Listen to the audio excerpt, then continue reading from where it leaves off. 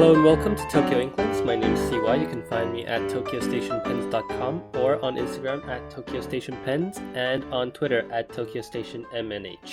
And my name is Jacob, and I'm a Foodafan on Instagram and on Twitter, and I have a blog at foodafan.com. So, welcome to episode 15. Thank you all. I think we would not be able to really get to this point if it wasn't for everybody's support for our show. So thank you very much. I've actually gotten a lot of feedback about our show. A lot of people have been telling me that they've actually been recommending it to friends, and some of you have even left a nice review for us. Jacob, do you mind if we read a review? That sounds scary, but okay, let's do that. All right. So, DBC19 writes, 5 out of 5. Can't recommend this podcast enough. It's unique, insightful, and highly entertaining. It's as much a travel commercial for people to visit Japan as it is a show about pens, ink, and paper. Every episode wants me to book a flight to Tokyo and beyond to get the things they discuss. Keep up the great work. Thank you, nice. DBC. Thank you. Yeah, that's nice. Really nice. Really appreciate these reviews. 5-star reviews always help us out. And what can help us out is your 5-star review. Please, if you do have the time, consider rating us 5 stars on iTunes, because that does help us get discovered based on the algorithm. That's how all this podcasting thing works. So thank you very much to all of you who have spent the time to rate us and to review us. We really do appreciate it, and none of this could happen without you. So that being said, Jacob, we've had quite the 2 weeks. I remember when we were putting together the show notes, I think sometime earlier this week, not even in this week, I think it was like late last week. We were trying to put together an early draft, and we were talking about like, we haven't put together the show notes yet. So we opened a doc, Google Docs. I think within like 2 minutes, we had a full page of notes. Yeah, absolutely. It was very fast. Yeah, and then I just added some this morning to include what I have today. But it's quite a acquisition and a particularly news-packed episode. So tell me, what have you been writing with, and what did you get? Yes, so I had to remove some items from my list here to save for another episode. I had too many. But I got a pen back from Bokumondoh, and this is an interesting one. So I asked her if it was possible to do kintsugi on a pen. So kintsugi is this traditional Japanese technique where you repair like broken pottery with lacquer, so typically urushi, and you do that in a way that doesn't hide the fact that something was broken, that it was a crack, but to really emphasize that, because you're repairing it with some golden urushi, so you can really see like the trace of hair. It was once broken but now it's repaired, and that gives it character. You see that's being used. So I asked Hiroko, could you do something like that on a pen? And her view was that it might be difficult to actually repair an acrylic barrel or cap with kintsugi. She thought it might break again. But so I asked her instead, okay, so what if I have a cap or a pen that is not actually broken? Can you make it look like kintsugi?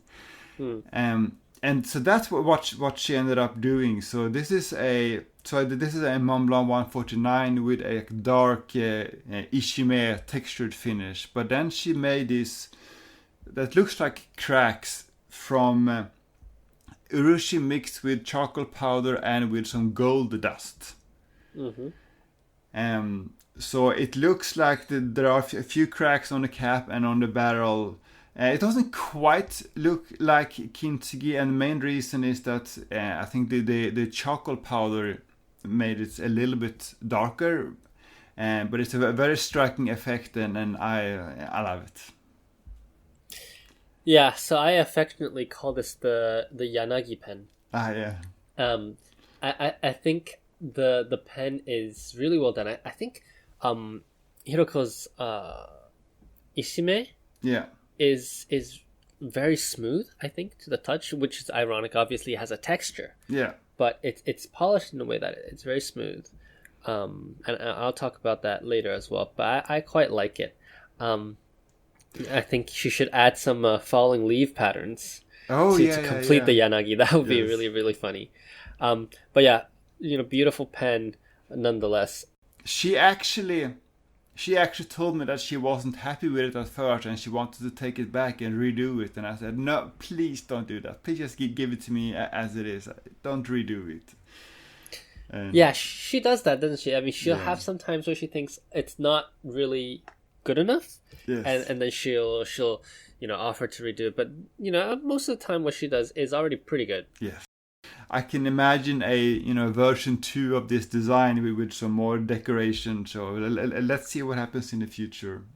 I do have I think I actually partook in a Kintsugi workshop a few weeks ago, where I repaired I didn't repair. I kind of broke my glass, my tea drinking glass, on purpose for the workshop. But I broke glass and then went to the workshop and did the Kintsugi. And I think that while if you were like screwing back on the cap, because I've seen the pen, right? So if you were screwing on the cap back really, really tightly, and you're repeatedly rescrewing and applying pressure to the point at where the kintsugi is made, then you're gonna probably have a re-crack or an extension of that crack, even if you do the kintsugi, because it's just adding more pressure. But I think if we met yesterday and you showed me your Pelican, if you apply a bit of kintsugi theory onto the pen and you polish it, I think you can actually achieve a kintsugi effect without destabilizing the pen, because you wouldn't be applying pressure to the point where it's cracked. I mean, at least constantly, right? So I think that there's a bit more to explore, but I do understand why Hiroko is a bit hesitant to run down this path, especially because there is no guarantee that it will work. You've been doing some urushi experiments yourself. Can we expect to see a kintsugi experiment from you in the future? Yeah, so I mean, it's a great segue, so I'll just jump right into it. I've been up until now, I have been doing some personal shopping services. So people would see some pens and then they'd text me on Instagram and they'd ask me to buy this pen. I'd always been happy to oblige, but I've now gotten so much work that I really, really need to clear the backlog of my work first. I've got like tens of pens out in my guest room, and I find that I just don't have the time to keep up with everything. So I've put a stop to the personal buying services at the moment, and I think the urushi will have to be in the same vein. I'll have to probably stop it for the time being, at least for the next month or so. But yeah, I have been doing some urushi experimentation, and yes, kintsugi will be part of my experimentations once I get around to having enough time to really sit down and do the projects. And it's not just about time; it's about the motivation. Because if you start an urushi project, it's really a commitment. It's a time sink. Absolutely. There's a lot involved, and so it's not just like you sit down for an hour and you paint and that's over. You have to spend like 20 hours doing it. So I'm experimenting and I am working on it, and I actually do have some say experimental work that people have requested of me, so I need to do those first, and then after that I'll be able to commit myself to doing a little bit more of experimentation. Makes sense. Makes sense. We're looking forward to seeing your kintsugi pen though. Me Once too. at a time. Me too. So, going off this urushi talk and off of your kintsugi, actually, I was inspired by a previous pen of yours, and this previous pen of yours was an ishime finish with these little gold ingots inserted into the finish. Yeah. And then on the body, you had clear urushi with gold powder. Yeah. And I like that pen so much that I asked her to do it on my 823. Now, there's a full backstory behind this, but one of my pen dreams has been to get an 823 finished with urushi for quite some time now, for almost 2 years now. I just love the 823 so much. But my previous attempt at getting the 823 finished was did not end well. I remember that. And I mean, this other person that I went to, I would never recommend him because he is so bad. Bad attitude, bad technique all around, and just not a pleasant man to deal with. And plus, the price was quite hefty. I remember that. It was twice the price of what I paid for the Bokumondoh. So I'm not very happy about him. Might do a blog post on him in the future, but yeah, he's not a good person nor a good artist. So I've had this dream to do my 823 in urushi for a while, but in Japan there's a Japan exclusive of the 823 which is clear barreled, which a lot of people like, and I also really really love this clear barrel. One of the great things about the 823, I'm sure you'll agree with me, is that you're able to see the pen have the ink sloshing around in its barrel. Yeah. Now, if I cover it in urushi, then where does that transparency go? Right. Because even transparent urushi, I mean, it's not transparent, right? Yeah, it's brown. It will turn a bit more transparent over time, but it's going to be brown for a while. Yeah, and it's not just brown; it's very brown. Yeah. It's like the color of wood. Yeah. Which totally makes sense, right? Because it's tree sap. Yeah. So it's brown, and I was always wondering, because with my cashew urushi experiments, you have this transparent cashew urushi, which is actually brown as well. You do get a decent transparency through that. So I was wondering with hon urushi, would you get the same effects? But I wasn't about to sacrifice a pen to do it. You know what I mean? Sure. Especially not an 823. But after seeing yours, I was so inspired that I asked Hiroko to do the body in transparent urushi with the gold powder, just like yours, and then the ichime finish on the cap and the butt of the pen. And what happened is that, first of all, the pen is beautiful, and the ichime finish is just so nice to the touch. Yeah. It's not something that I would appreciate for the barrel, because the barrel is something that has to rub against my skin as I write on it. But I think for the cap, because you uncap the pen, and it does take some friction obviously to uncap the pen, the ichime really provides a nice grip. Yeah, it does. And same with the plunger, right? So when you unscrew the plunger, it provides a nice grip. So that's really really nice. And then on the body, I have the transparent urushi with the gold powder, as well as on the section. And I have to say, she's really outdone herself, because the transparent urushi has actually kept a lot of its transparency, even though it's brown. So what it looks like now is a brown version of the 823 with still the transparency, which will get more transparent with time. Yeah. So I get to keep the ink view, although obviously I won't be able to see what color it is. but I think the pen is just so striking, so beautiful that I've decided to ask her to do a cap, just the cap, in the transparent finish. Right. And I actually was joking to her. I showed her these two parts. So I have another 823 as well. And by just switching out the barrel, I can get a Ishime cap and plunger fill barrel.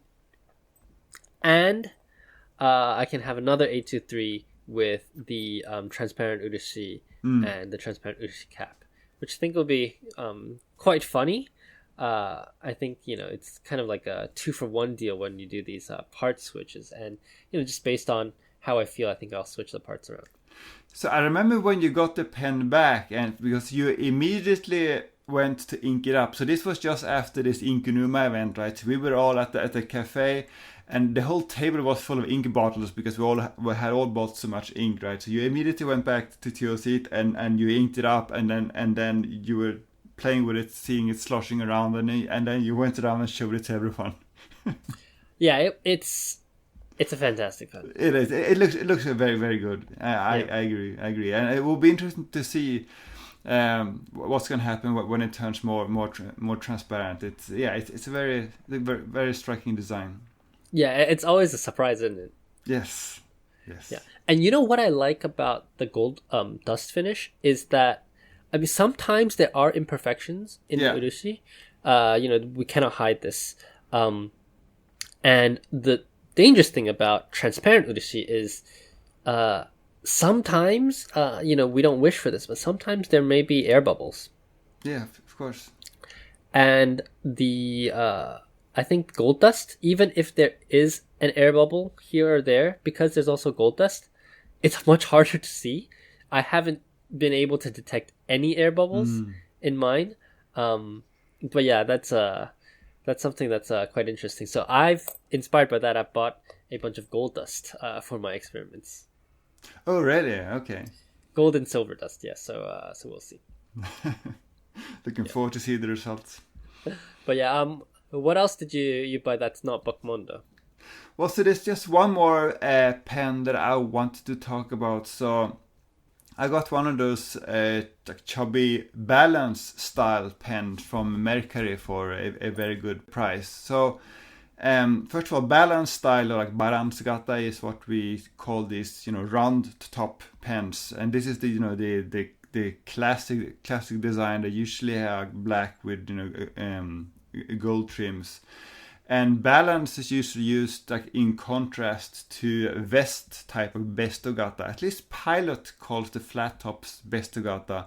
I don't know if that term is as universal as the balance, but at least balance is used for pens other than Pilot. So yes, I got this chubby balance style pen, and the filling system is inkirome, so Japanese style eyedropper, or I guess Onoto style eyedropper. And as often with these pens, when you buy these old balance style pens, it's hard to tell what brand it is. So it's the same with this one. There's no branding on the clip. There's no branding on the cap band. But as you and I discovered together yesterday, if you remove the nib and look on the underside, it says GK. Yes. Yes. Tell us a bit more about GK. Yes. So there was this quartet of pen makers that they were called Bane, and the pens by Bane are among the most sought after pens, or sought after Japanese pens by vintage collectors, and they made pens for several decades. I don't know when they stopped, but I know that at least two of them they were born during the Meiji era, so it probably was a few decades since they stopped making pens. Yeah, you could be right. Yes, most likely. But the nibmeister in that group, called Kabutogi Ginjiro, he often engraved his nibs with his initials GK. And sometimes, as in this case, it's on the underside of the nib, so you have to remove the nib and look for it. But there's no like Banet brand. There's no single brand to look for, and that is one reason why people find it both challenging and fun to search for these Banet pens, because I mean you discovered also, I think a few weeks ago, you found one of these Steady pens. So Steady is apparently a brand registered by either Sakai-san or I think maybe by Sakai-san, I'm not sure. But there were all of these nowadays little known brands that these Banet pens were made under, and it looks like I may have found one of those. So I'm very excited about that. But what's to me interesting is that it's just a steel nib. So I associate Banet with these exquisite urushi pens with fancy gold nibs, right? That pens that still to this day look very they look expensive, right? But here we have a very bare bones, simple ebonite pen with a steel nib. It's a no-nonsense steel nib, and I have to say, I'm a gold nib snob. Yeah. But that nib writes really well. It does. It's ground clearly by a pro. And it's interesting that you talk about how there isn't really a lot of, let's say, unity around the naming and the branding and stuff. I think like this really goes to show we have this image, I think, of Japanese being kind of we abide by the rules, let's not deviate from the norm. But actually, and I think it even continues to this day, I think Japanese are kind of whimsical, Yeah. Like with their naming and stuff. They really take a lot of, they take a lot of creative license, say, with their namings, and it's often, more often than not, really like random stuff. Right. And that's what's really difficult about Japanese pens, is that, one person decides that his name is, his brand name is like Steady, and then, he can wake up one morning and say, I'm going to call my pens Balance. Yeah. And then the next day go back to Steady. So there's not a consistency. There's not this awareness of a, brand image kind of thing. So, but that's definitely part of the fun. I think if you're looking for these pens, is to discover this brand and to find a pen that happens to have this GK engraving, for example. Yeah, absolutely. You're totally right. And it is very, very fun, isn't it? You find something, and then you find out something about that something. Yes. And you're like, wow, I have something that's really special here. Yeah. Even companies like Platinum, they exported pens under random different names. Yeah, so, yeah, that's true.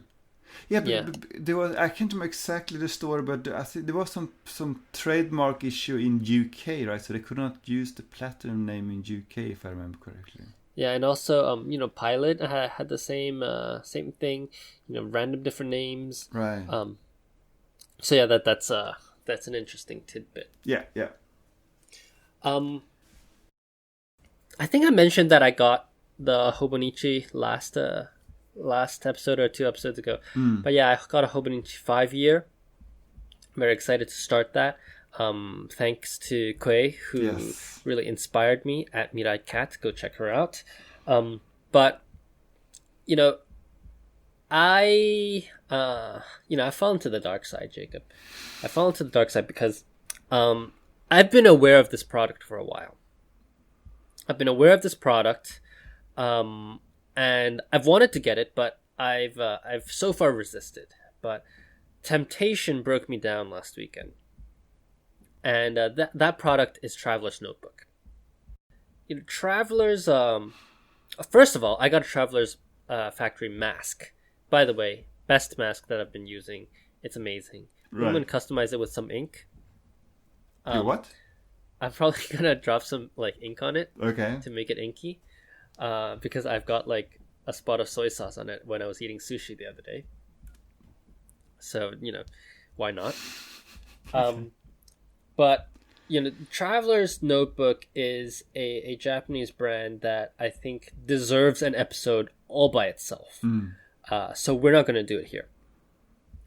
But the gist of it is that they have a lot of themed products.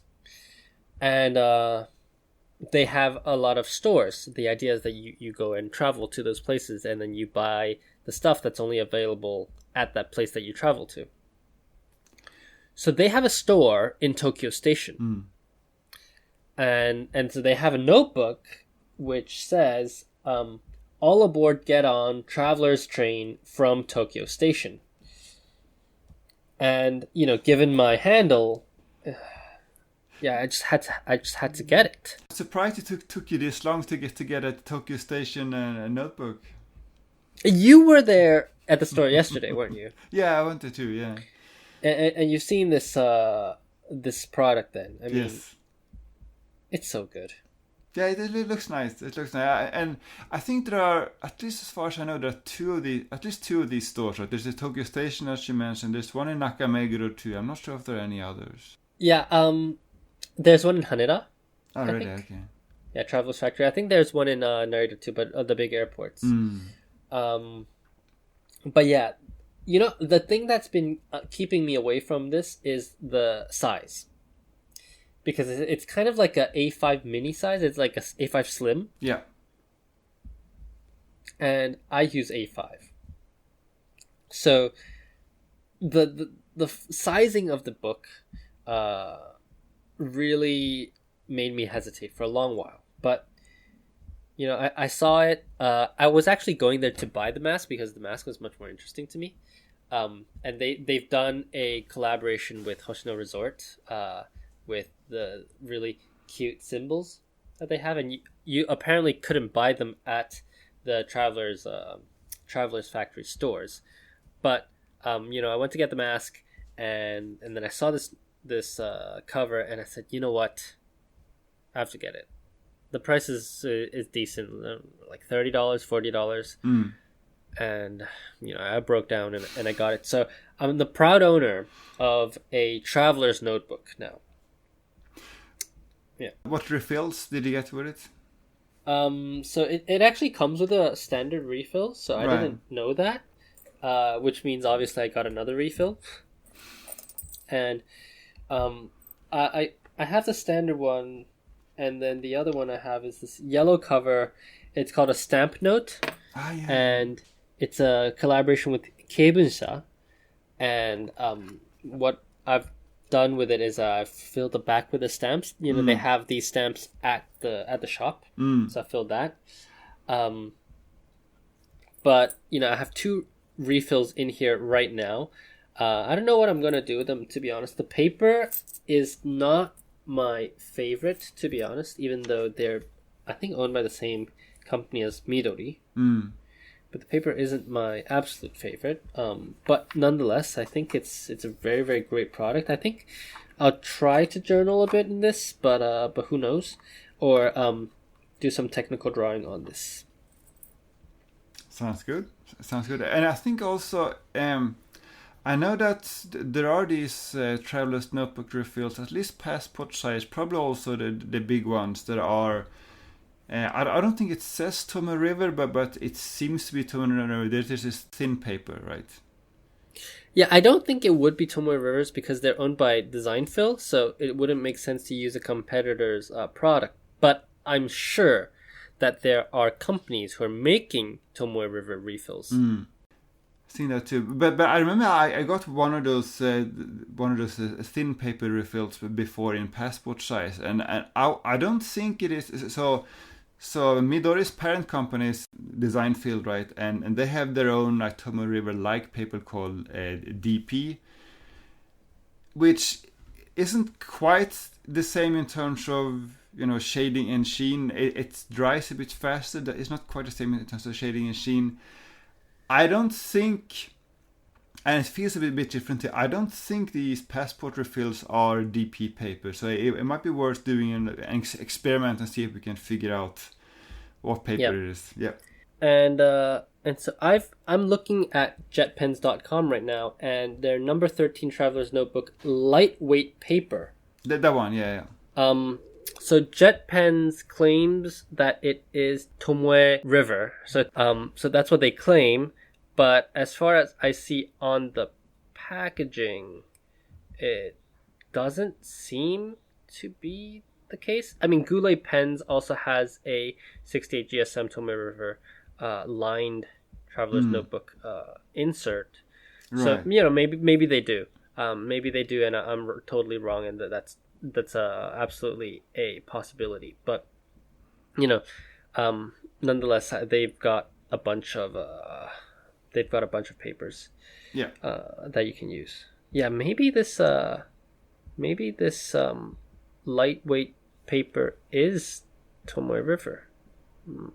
No idea. But anyways, who knows? We'll do some more research on that.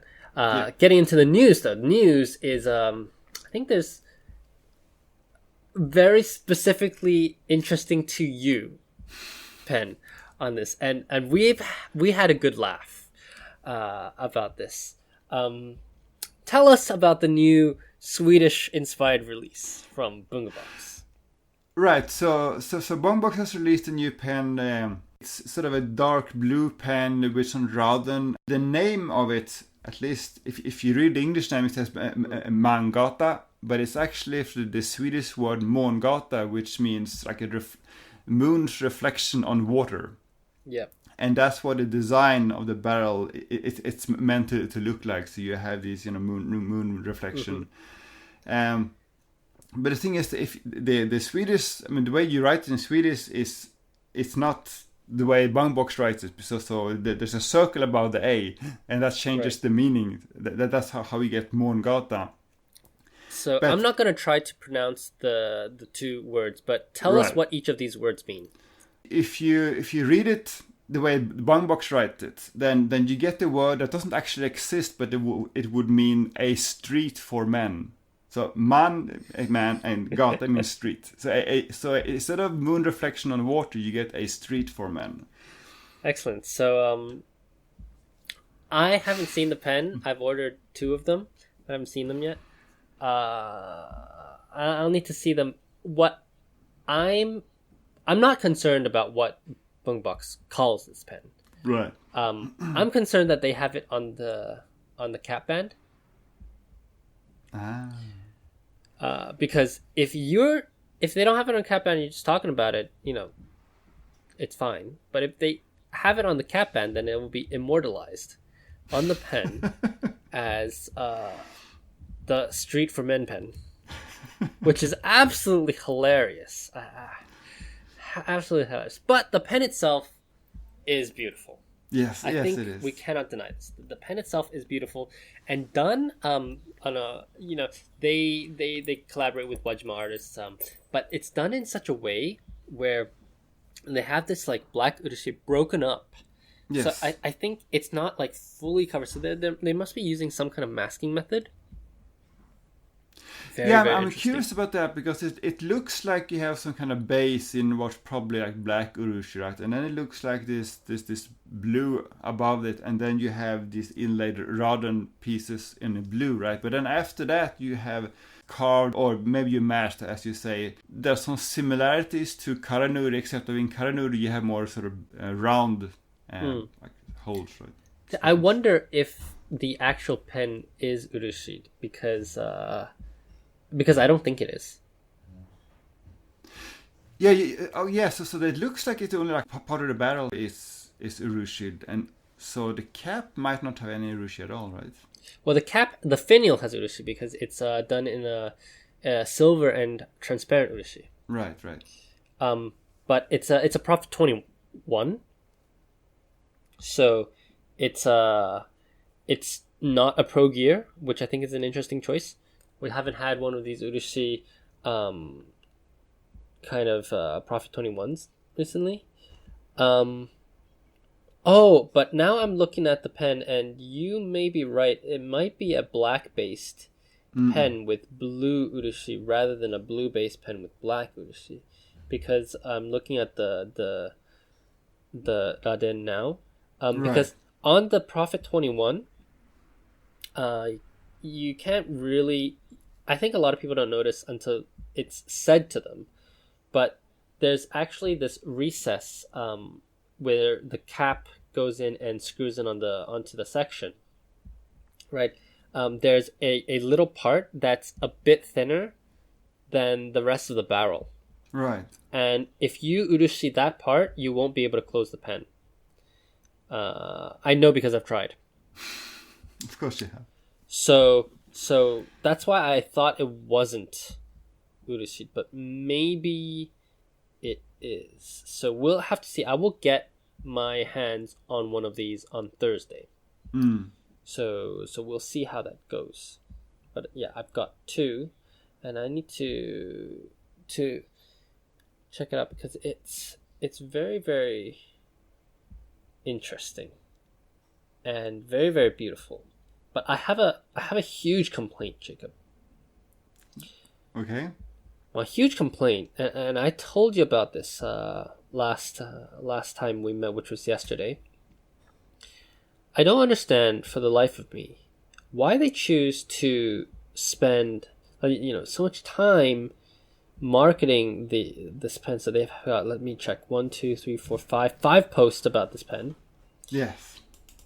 And I mean, one of them seems to be a shot of the real thing, and then the others are literal screenshots of their website. Yeah, I saw that. It's a $700 pen, and your post is a literal zoomed in screenshot. You can see on the post that the text of your website is cut off because you've zoomed in onto the picture. And then they have posted other photos now, which they seem to have one sort of professionally made sort of product shot, but it's cropped. I wouldn't even say it's professionally made because it just looks like my grandma did this. But that photo is cropped, and then you go to the next photo, and then you get your normal close-up. They have one picture. They have Yeah. one picture of the real thing, Yeah. which I think is the best picture. And if they just had that cover photo, I would think it's great. Right. But the next picture is literally a zoom in of the picture. Like, they didn't take a second picture, didn't go up closer to take the picture. They zoomed in on the picture they already took. And that just grinds my gears because this pen is so beautiful. It's so beautiful. I mean, just the way it looks, it's absolutely gorgeous. It's unique. I like this so much better than the 4B pen that they put out.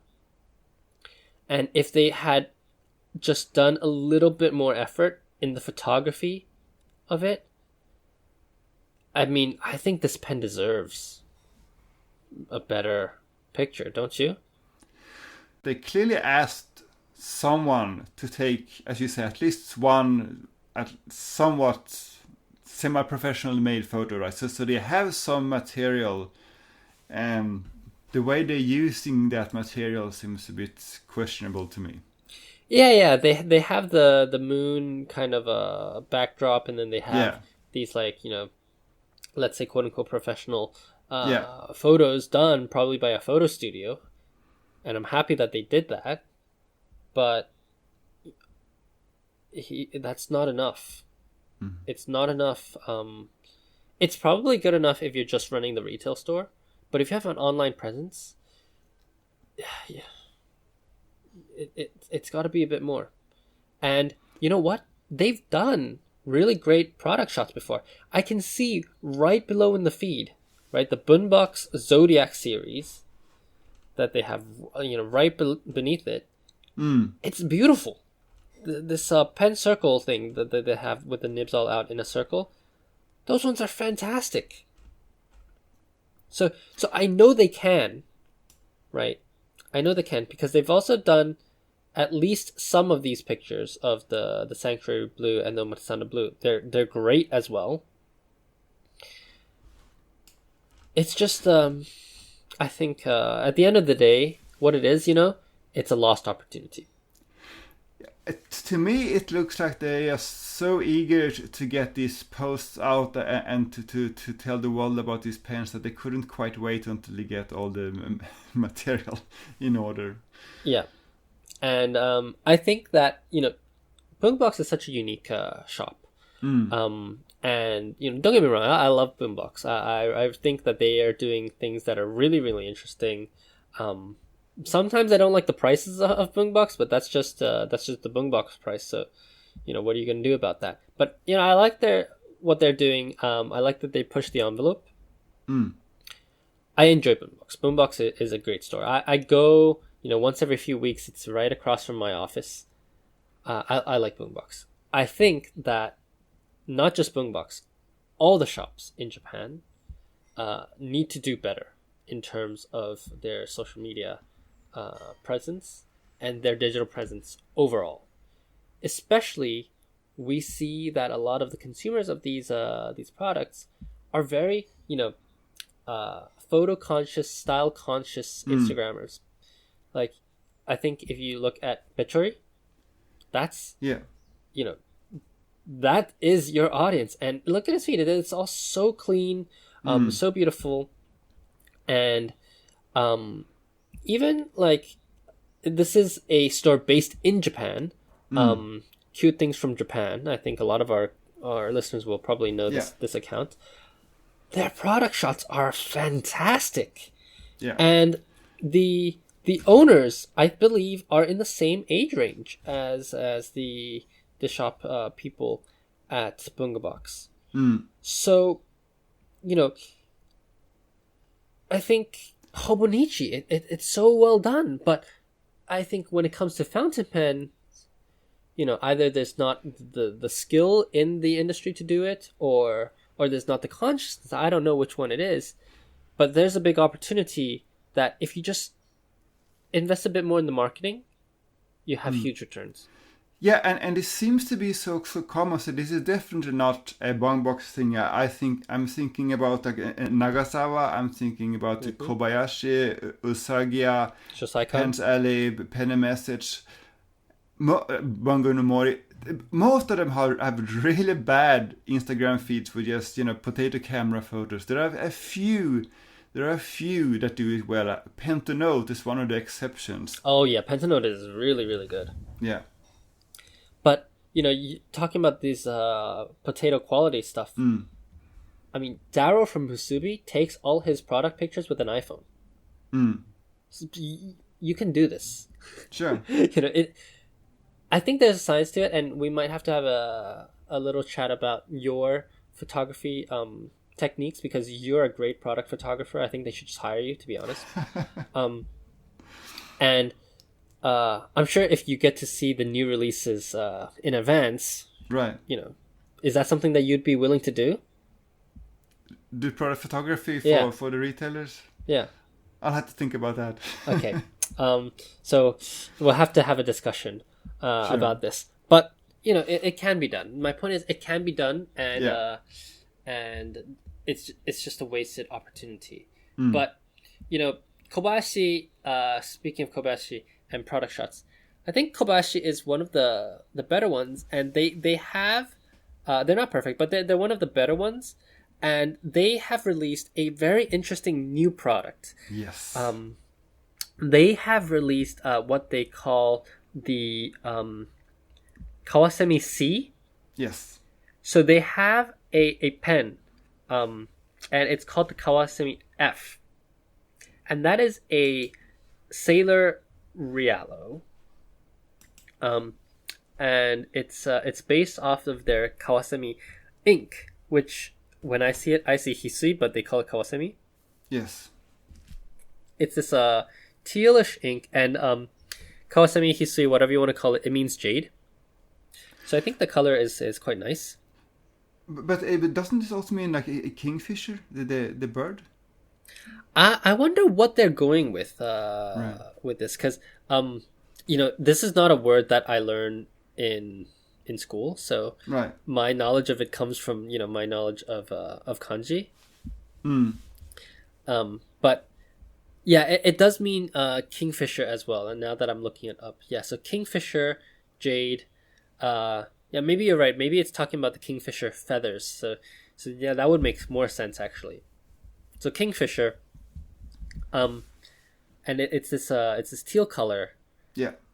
Let me talk about this Pro Gear first, because this Pro Gear was the original, and it's this kind of glittery finish Pro Gear, and it has these tealish finials. The new one, Kawasami F, is a teal colored barrel with no glitter, and you have these transparent blue finials. It's like this blurple finial. Now, Jacob, tell us what's interesting about this pen. First of all, it's a platinum pen. Yes. Right? They have on a few occasions done store exclusives in the past. I mean, Nagasawa is one, for example. But they don't do them very often. And so it's very interesting to see that they're now working with Kobayashi on a store exclusive. And it's quite a pretty one. The other thing that I found interesting is the nib options. So we always talk about how, especially for pilots, but to some extent platinum as well, that you can choose between an interesting body or an interesting nib, but you can't have both, right? So you have the boring black and gold standard line to come with all the interesting nib options, while the limited editions come, fine, medium, something like that, right? Yeah, which really grinds our gears. But here, this new Kobayashi pen comes with soft fine, soft medium, broad, and coarse, which is basically the double broad. Yeah, and the coarse is not the coarse. The broad is the outlier, isn't it? Yeah, that's the most common one, and I think the most unusual one is soft medium.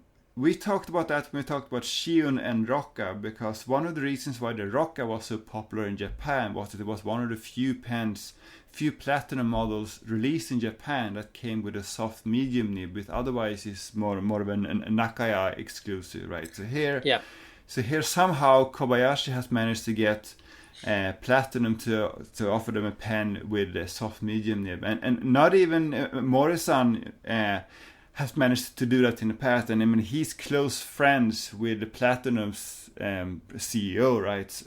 So yeah, it's very interesting that Kobayashi managed to get this SM nib. Yeah, so have you ridden with the SM nib before? I tried it. I thought it was neither soft nor medium. Yeah, I mean, I don't really understand the obsession with soft medium nibs. I guess it's a bit bouncy, but compared to Pilot's SM, I don't think it's in the same, I don't think it's on the same level. It's definitely stiffer, and I also would say that it's not quite. I think it's thinner. Maybe it was the pens I've tried, but as far as I remember, they were thinner than a normal medium nib. Yeah, thinner strokes. I mean, definitely it's interesting, and I've done some modifications on soft fines before. Then, spoiler alert, they were not soft. But it's interesting. As a nib, maybe with the cutouts it'll be a bit softer, but I think Kobayashi has really outdone themselves with this pen, because with the sailors that they have Zoom, but everybody has them. But with the Platinum, you're really giving people a reason to shop there. And the price is not actually that bad. So Kobayashi, they're not known for cheap pens. They know how to charge, and they still sell out. But this is just 26,000 yen, I believe. Which, yeah, I mean, it's definitely not as expensive as the Shunkei series, right? Yeah. There was one more thing about this Kobayashi that caught my interest. There's one line in the process その他スペシャルバージョンも用意する予定。Yeah. So this might be first in a series of special platinum pens. Yeah, it'll be interesting to see how Platinum goes with this, and I hope that Pilot sees this stuff and starts doing something with their lineup, because I think that's where the market is. Pilot doesn't need to listen to us. Pilot probably does not listen to us, and most of their pens are non-found pens. That's where they make the most of their money. So fair enough. The optimist in me would like to see not just nib option exclusives to some retailers, but also I wish they would do something interesting with the barrels. Do something fun. Yeah. Yeah, absolutely. Yeah. So, yeah, that's the Kobayashi 3776. Along with this release, though, they released some new Betcherism ink. So I got Betcherism 1 and 2. I've promptly sold them now. I have to say the 3 and 4 are a lot more my style than the 1 and 2. Have you seen this? I need to look it up. I probably haven't. It's on the Kobayashi website. Okay, Betcherism 3. Okay. The first two were very grayish. This is slightly more blue, right? Yeah.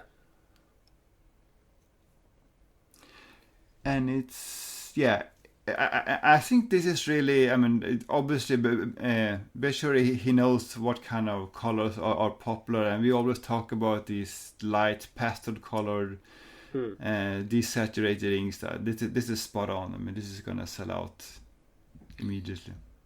Yeah, I have had some inquiries about not these things in particular, but about Kobayashi, asking if I can get them, and I always say, it's really a difficult shop to get to for people living in Tokyo. It's really difficult. I mean, it's not take a train and go there. It's a commitment, and a lot of people don't seem to understand. Why don't you just order from them online? Well, the thing is, they don't take online orders, and they've done it for me before in the past. Won't lie, they've done it for me, but I really had to beg them. So, well, one option would be to wait for Tokyo International Pen Show. I haven't seen the list this year, but they were there last year, right? I'm sure they're gonna. I wouldn't be surprised if they come this year as well. Yeah, for sure. But it's beautiful ink, and I really like Betcherism 4, the pink one. Let's see, number 4. Oh, yes. It's a nice color. It's again, it's desaturated. It's light. Yeah, this is spot on. This is the Numa. He is the trendsetter. I mean, he knows exactly. Yeah. Okay. And these are made by Tono Limbs. Oh, really? Yeah. So the Betcherism inks are Tono Limbs inks. I thought it was no. You're right. Yeah, okay. Yeah. Of course. Yeah, they have very. That makes sense. Actually, they have very close collaboration, right? So he's doing these live events with them almost every day. Yeah. You saw the Tono Limbs dinosaurs? The dinosaurs? No. What was that? Yeah. Check out the link in the note that I sent you. So they're doing this series of dinosaur inks, and they're doing something interesting with this. Is that they're doing that gacha concept? The one that we saw. Yes, I saw that. Yeah. What do you think about this kind of marketing? I think this makes a lot of sense. I mean, in the last episode, Alessa talked about these when we went to the Inkinuma event, how you could buy these mini notebooks, but you didn't know in advance which one you were going to get, right? And this I assume is the same thing. Yeah, I mean, I think this will do very well. I think people love this concept. Obviously, what's going to happen is that people are going to soon discover which ones are the popular ones, and you're going to see the unpopular ones flooding Mercari after a while. Yeah, that's for sure. I mean, I think I'll probably try to get some, but I'm not in love with this gacha concept. I'm not in love with it because it's just a bit consumer unfriendly, I think. But by the same token, it is retailer friendly because you probably don't have to worry as much about inventory. Yeah. Yeah, because you know, it's easy to predict. Yeah, and these will sell out for sure. Yeah, and then we have another Tono limbs, and honestly, it's so hard to catch up with this, but we always have to have a Mori bashing segment, and we haven't done one in a while. But Mori-san, through his many years of blogging, apparently was not a fan of shimmering inks. And he claimed that they would clog up your feed and destroy your pen, which is a very common myth that I believe you partake in as well. But it's not true. He, surprisingly, earlier this year, came up with, or collaborated with Tono Limbs to create a shimmering green ink. And then he went on in his blog to elaborate on how wonderful this green ink is, because the glitter particles are smaller, blah blah blah, and he experimented, quote unquote, experimented on his lacquered pens and found out that, oh my goodness, the 18K gold nib from Yowo doesn't clog. This must be one of the only pens that you can use glittering shimmerings with. And then now he's come out with a shimmering blue ink. And so I'm sure there's going to be a lot of propaganda revolving this ink, where his special adjusted pens will have special properties that allow you to use glitter or shimmering inks. Right. Yeah, definitely. So if I understand correctly, what happened was that Mori-san had a phase or 1 to 2 years ago, maybe he still has it, where he was experimenting with aged finishes on brass pens via lacquer and various dangerous liquids. So he ended up making all of these pens that look kind of dark green brownish, and then at the looks same like you dropped them into a sewer. Yeah. And then around that time, I think Tono from Tono Limbs was working with him and Tomoko about some Lichtop exclusive inks. And at that time, Tono said to Mori-san, why don't I just make you an ink inspired by your pen experiments here? So as an ink that has the same color as your dark green-brown pens here. And I think that's how it came about. And it was almost like a joke, because that first ink is called like a jukai, which basically means like deep forest. And right. Of course, his name in Japanese also means forest. So that ink is basically an inside joke. And he had at the time, as far as I understand, he had never used shimmering inks before. So he started from scratch trying to figure out which pens work and don't work with shimmering inks, and he concluded that preppies don't work at all. They clog the feed. Steel nibbed pens don't work at all, but for some reason gold nibbed pens, in particular his brass pens with gold nibs, work well with shimmering inks. So every few days was a new blog post where he had made a new discovery about what works and what doesn't work with shimmering inks. But more importantly, he discovered that these Inkinuma ladies, they love the shimmering inks. So he, I don't think via Wagner, but more via Lichtop, managed to sell quite a lot of this ink that was really meant as an inside joke. And he even ordered more of them and I think they're all sold out now. So he discovered that, hey, there's a revenue stream here.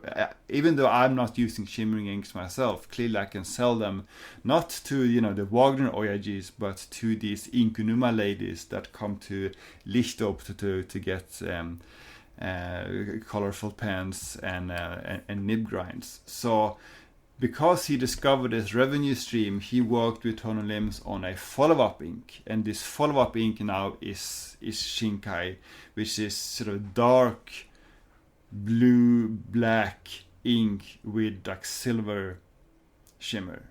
But it's clearly not a pen for him. It's clearly not a pen for his Wagner tribe. This is a pen for the Inkunuma ladies. Yeah, and when you say that, it really puts into perspective his let's call it friendship with Tomoko. Yeah. Who's obviously she's a woman, and so she's quite an attractive lady that takes very photogenic pictures. Yeah. And is very good at handwriting. Yeah. And so Tomoko has been part of Wagner for a while, and is his apprentice. And we've talked many times how the Inkunuma crowd, or the new generation, is much more female oriented. Yeah. It puts into perspective how that partnership makes sense for them financially. I think that Mr. Mori is very easy to understand. In Japanese, we say "wakariyasui." Yes, I would say so. And you've seen an evolution in his blog posts, where he used to post some very interesting stuff about difficult to find information on various Japanese pens, or various like imports, these different stories. And through that, he amassed a huge gathering, to which he ascended the, let's say, the ranks of the fountain pen world to become like the leader of the most important fountain pen group in Japan. Yeah. And now he's devolved into peddling shimmering inks, and we see really just the same old posts over and over again, kind of promoting Tono Limbs, promoting Lichtop, and some of his Twitter followers have had it. Yes, that was interesting to see. There was someone said that I don't think I need to go to the next Wagner event. I'm looking at Mori-san's blog post. It's just Lichtop suck up. This is not the Wagner I followed before. And there was a Wagner event, I think last week. Yeah. We didn't go because well, what's the point? It's going to be the same thing over and over again. So I think that's definitely an evolution. I don't know if it's good or bad, but it's definitely, I think, it's concerning, I think, because I hope something comes up to replace it. The Inkunuma crowd, while it's young and it has a lot of energy, is very disparate. So we'll see. We'll see what happens there. But I think Lichtop is going to be at the center of that with Bechori. Absolutely. Yeah. Speaking of which, I forgot to put this in the show notes, but maybe it's worth a quick mention that September 23rd was actually Fountain Pen Day in Japan. Yes. And we had a lot of good deals. So Boombox did a 20% off on their fountain pens. And it's apparently the day where when the first fountain pen was patented in the UK. So that was interesting, that coinciding with Fountain Pen Day in Japan, or maybe it wasn't coinciding, but it was almost just 2 days apart. Mori did the Wagner event. Yes. And I'm not sure that there was such a big crowd. I haven't seen anything on my social media about it. Our normal group here didn't go. I had a special reason because I had to study for an exam, but I also wasn't that keen on going because we talked about it previously on the podcast, but we went to the pen trade event, the pen trading in Tokyo, which is meant to be the biggest vintage focused a sort of a collector-oriented pen show in Japan, and it was basically nothing this year. Yeah, I mean, COVID definitely did a number, but maybe next year will be more interesting. I think it's telling that even with Fountain Pen Day being on the 23rd, that couldn't drive enthusiasm for the Wagner event. I think that's very telling of the kind of mood towards Wagner right now. Definitely. All right, so we've just got so many new releases to cover. Kingdom Note Realo. What do you think? There was a previous, I can't remember what year it was, but there have been YY Pen Club pens that look a lot like this one. And I have a feeling that our friend Oyakata, who is the head of the YY Pen Club in Kansai, is not going to be too happy about this. He's going to claim that they are just taking his design, but it is a nice looking pen. I like the nib engraving. I assume it's laser engraved, but it's a little clock thing going on there. Right? It's laser engraved. Yeah. You like the pen? I wouldn't buy it, but it looks nice. I like the big cap bands. So it has a metal section though. But the black one isn't that? No, the black one is glossy. Okay, no, I changed my opinion. You don't like the pen? I don't like the pen. So I'm not a fan of these pens. A lot of people seem to really, really like these kind of color combinations, especially the dark blue and black one. These pens don't do it for me. I think, dare I say it, it's a bit ugly. I don't know. Does it look too, I don't know, too desaturated and not enough colors and glitter? Well, maybe. I think that if you want to do these like dark trims, the trim is shiny and the body is not, and it's, I don't know, the contrast is a bit weird because the color is so similar to the trim. It's so dark, right?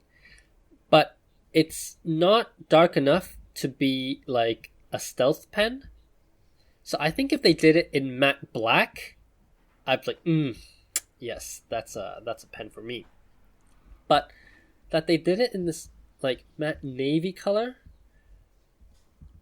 it's a bit too blue for me. I don't think the colors match up well. But so if you're to compare the blue one to, for example, that recent Nagasawa like Chaska pen, Chaska, how do you pronounce it? Yeah. They both look a bit understated in the sense that the colors aren't really that, Okay. Why does that one work better? So I had 2 Chaskas in for work, and first of all, I think the silver, the rhodium trim looks a lot better with the shade of blue. The gold kind of just, it fights with the pale blue, I think.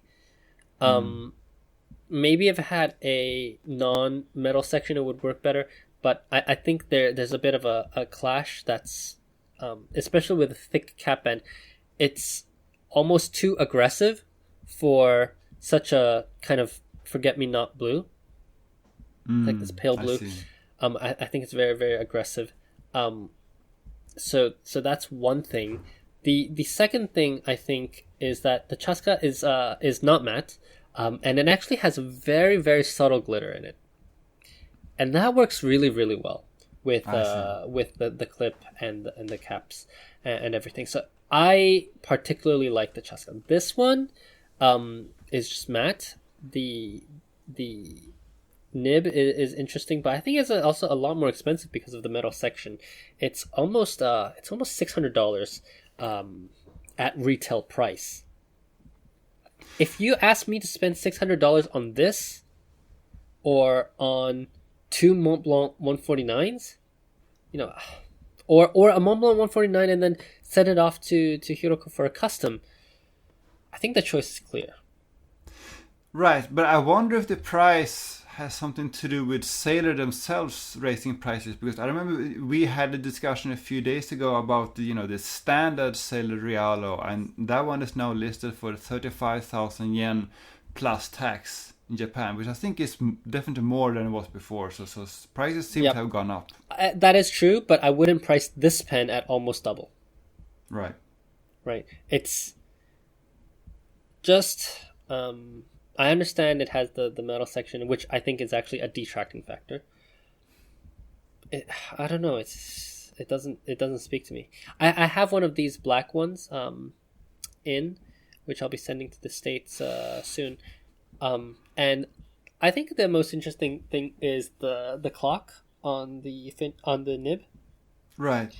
Where I think it has some kind of a meaning in regards to like the time of like the trains or something. They do a lot of Shinjuku themed pens, so I don't remember exactly what each of the time means, but it's certainly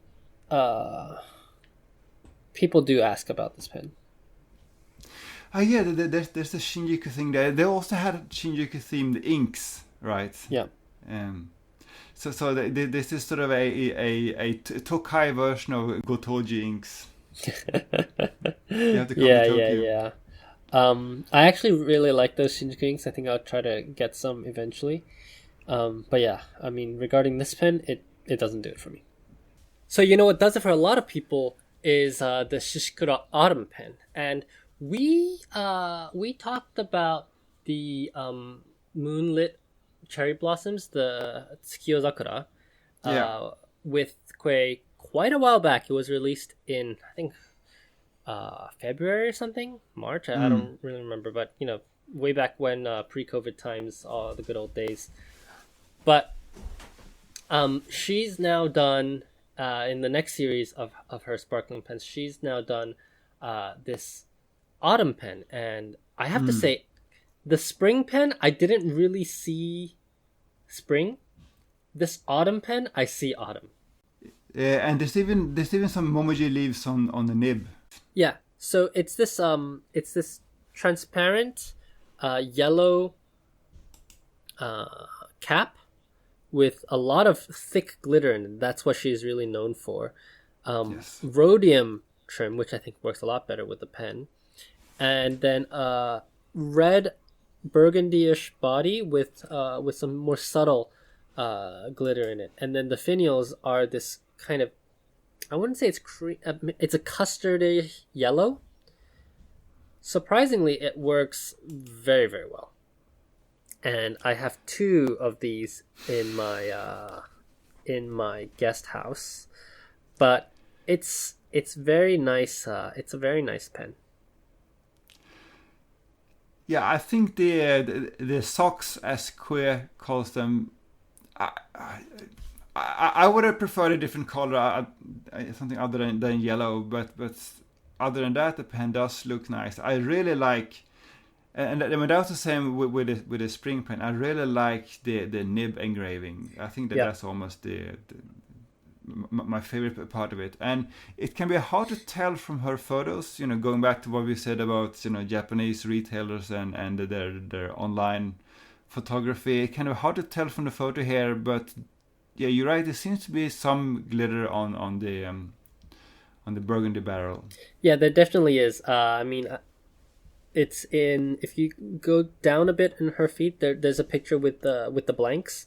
Where you can see more clearly the glitter. I think it's this silverish glitter, and that's what she's so known for, right? Like these glittery pens that people seem to absolutely adore.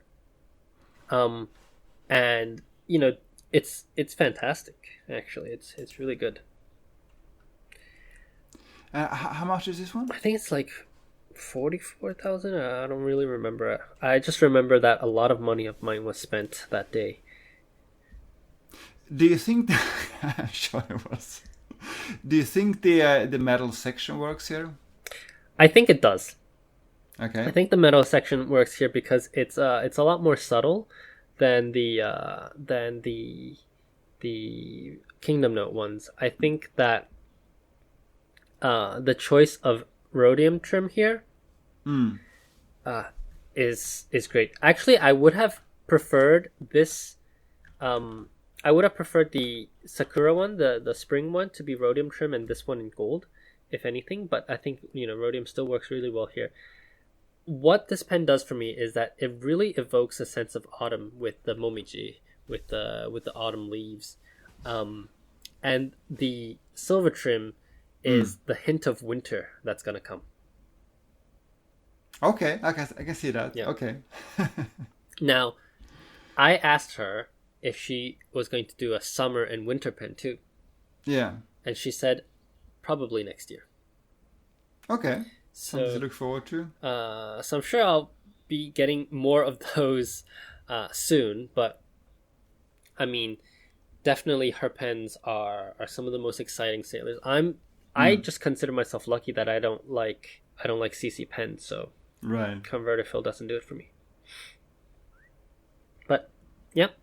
Following on this, kind of just piggybacking on this release, I want to talk about this kind of trend that there is, not just in the pen world, but also in the greater Japanese retail scene, seasonal product cycles. Yeah. So we see very, very often, Japan has this myth. If you come to Japan, people say, "Oh, welcome to Japan. We have 4 seasons," as if other countries don't. It's always really, really amusing to me. But Japanese shops really lean in to this 4-season concept. So in Konbini, you find really seasonal products. Every season you have some different kinds of food. So you have different flavor of yogurts. You have once it's March, Aprilish, it's Sakura everything. And so far, I don't think we've really seen that in the pen world, because in Japan, the pen world was, and still probably is, really dominated by black, boring pens, right? Oh yes. But this Shishikura themed pen, I think is really interesting. Do you think that first of all, what do you think about the general pattern in seasonal products? Is that something is that marketing effective for you? Do you buy Sakura everything in the spring? Not as much as Alessa does, I think.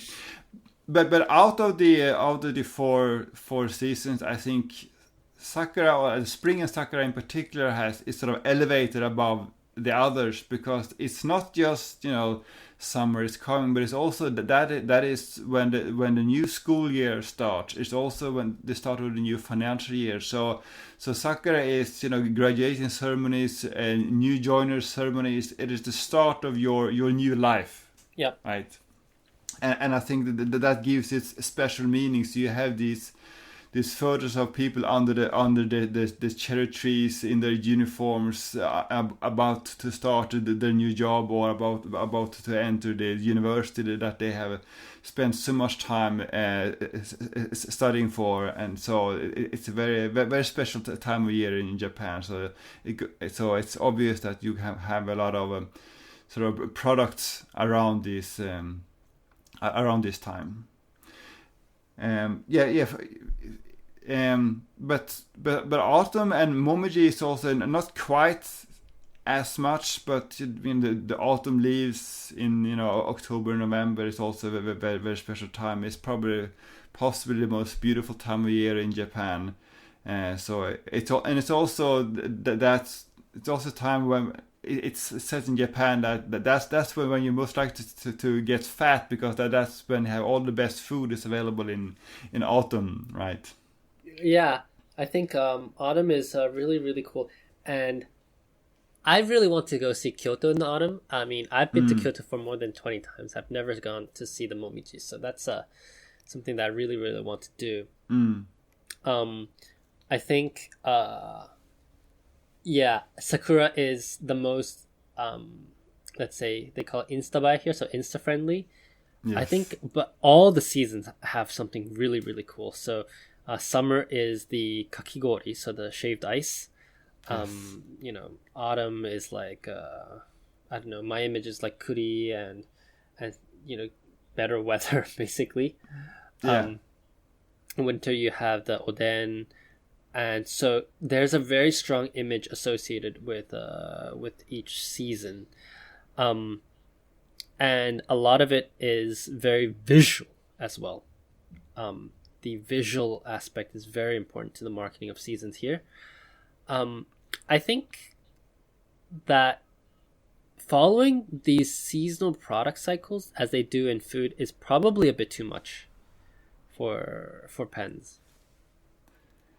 I think it's too much for pens because it's not something you use and you just consume and then you get a new one, right? But for inks, I think it makes sense. Yes. And we always talk about and how the tone and limbs and how they iterate very fast, come up with new products very fast, and they are probably very well positioned to do seasonal inks. And I think we're already starting to see seasonal inks from tone and limbs. I absolutely agree. I think that inks, like seasonal inks, will be so interesting. Yeah. But let's hope not this year, but maybe next year, or maybe when I get around to making my inks, or then we'll have something. But I'm hoping for this kind of a development in the market. You had, in a way, I mean, Sailor has for a few years had the Shikiori series, which is both pens and inks, the little small, slim Pro Gears, but they all look pretty much the same. So, I mean, yeah. I hope that they do something like, because the Shikiori is available to buy all year. I hope that they do something like, we only release this in the springtime, and then once spring is over, we don't sell it anymore. Well, Sailor has one thing like that for inkstacks. So they have this Sherbet, Sherbet series, which is available every year, but only during the summer. All right, so I think we can call it a day here because it's been a long episode. So probably skip Q&A and try to save that for next time. But this was a very release-heavy episode. It's just a lot to digest in the last 2 weeks. We've got so much going on. I think Fountain Pen Day probably helped fuel a lot of these releases, but nonetheless, it's always a good time talking to you, Jacob. It's always interesting to hear your insights on these releases, and thank you as well to all of you, the listeners, because as I said in the beginning of the episode, this wouldn't be possible without your support. I say this almost every episode now, but if you enjoy the content, please consider sharing with a friend. Please consider writing a review. Consider giving us a review on iTunes. It really helps with the outreach. I think that we have quite a steady following of listeners in the early hundreds, and I think that the people who are going to find this podcast based on just us posting about it on our Instagrams, we've probably reached that point. So in order to help us grow, we really need your help to spread the word on your various social media. Tag us. Tag us. I think you don't mind. I don't mind when people tag us about Tokyo Inklings. Try to tell a friend. But really, writing a review, leaving a rating. Hopefully 5 stars if you like it. If you don't like it and you don't give us 5 stars, maybe refrain from giving us a review. but if you like it, please consider giving us a 5-star review, because that will really help other people discover this content. It helps us grow, and I think overall that's healthy because it also inspires us to do increasingly interesting content for you. Yeah. So with that being said, I've been saying this, the podcast is free. The way you pay us is by telling your friends, by leaving a review, leaving a rating. But if you have time, please consider doing that. My name is CY. You can find me on my website at tokyostationpens.com or on Instagram at tokyostationpens and on Twitter at tokyostationmnh. And my name is Jacob, and I'm a Foodie fan on Instagram and on Twitter, and have a blog at foodiefan.com. Bye-bye. Bye.